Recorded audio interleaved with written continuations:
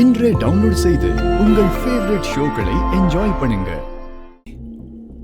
நீ மனசளவுல கொஞ்சம் இறங்கி வந்தனா உங்க 2 பேருடைய வாழ்க்கையும் நல்லா இருக்குமா? ஆமாக்கா, எனக்கும் அதான் சரின்னு தோணுது. வெற்றியை விட ஒரு நல்ல மாப்பிள்ளை உனக்கு கிடைக்க மாட்டாருக்கா? சார், இந்த பொண்ணு கழுத்துல தான் எக்ஸ்எம்எல்ஏ பையன் தாலி கட்டியிருக்கான். இந்தாங்க.